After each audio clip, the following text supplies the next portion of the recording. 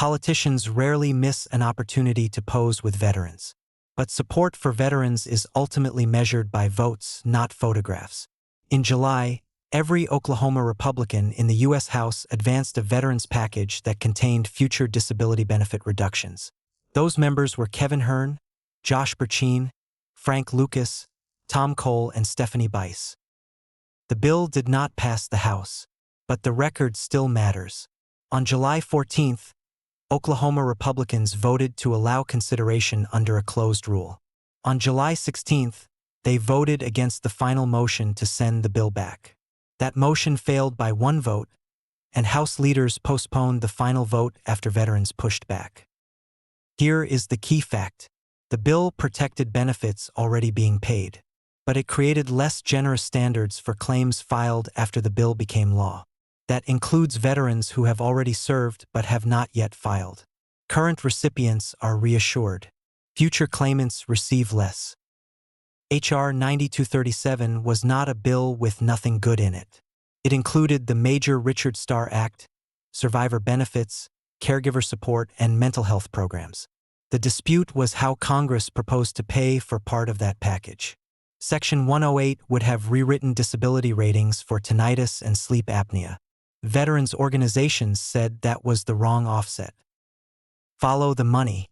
Disabled American veterans and the VFW cited a VA analysis estimating that the changes could reduce future compensation by about $57 billion over 10 years and affect up to 1.5 million veterans. The proposed savings would not come from curing tinnitus or eliminating sleep apnea. They would come from paying future veterans less. Tinnitus is often described as ringing, buzzing, or roaring that has no outside source. For some veterans, it never stops. Nearly 2,944,000 veterans were receiving disability compensation for tinnitus as of September 30, 2023. Section 108 would have largely ended tinnitus as a separately compensated disability for future claims, while protecting current ratings. Sleep apnea is more than loud snoring. It can cause serious fatigue and increase risks for high blood pressure, heart disease, and stroke. A VA analysis found about 1.26 million VA patients had obstructive sleep apnea in fiscal year 2023. Section 108 could reduce ratings when treatment controlled symptoms. Veterans groups objected that people could receive less compensation precisely because they used the medical equipment their doctors prescribed. Here is the Oklahoma voting record. Kevin Hern, Josh Burchine, Frank Lucas, Tom Cole, and Stephanie Bice all voted to advance consideration. 2 days later, all 5 voted against sending the bill back. Neither vote was final passage, but together they show that none of Oklahoma's Republican House members broke ranks.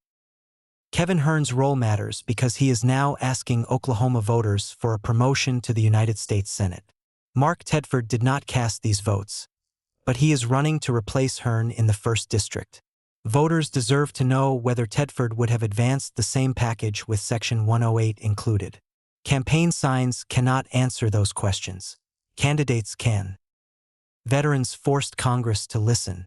The bill was postponed after veterans organized, contacted lawmakers, and went to Washington. The VFW put the issue plainly. A grateful nation pays its debts to veterans.